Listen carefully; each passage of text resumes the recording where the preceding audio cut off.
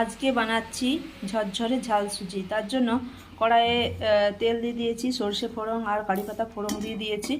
এরপরে এতে কেটে রাখা আলু, গাজর আর কাঁচা লঙ্কা এগুলো একসঙ্গে দিয়ে নেড়ে নিচ্ছি।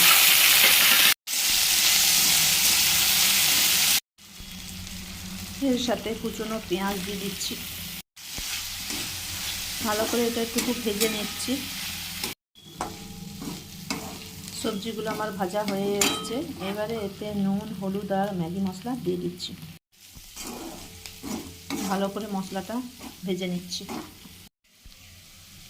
এর সাথে ভেজে রাখা সুজিটা দিয়ে দিচ্ছি। এর সাথে ভেজে রাখা চিনেবাদাম আর কাজু বাদাম দিয়ে দিচ্ছি।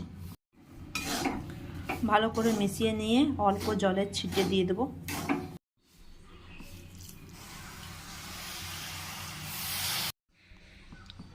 এর সাথে একটু অল্প লেবুর রস আর হালকা একটু চিনি মিশিয়ে দিয়েছিলাম, দিয়ে ভালো করে নেড়ে নিয়েছি। আমার ঝরঝরে ঝাল সুজি রেডি হয়ে গেছে।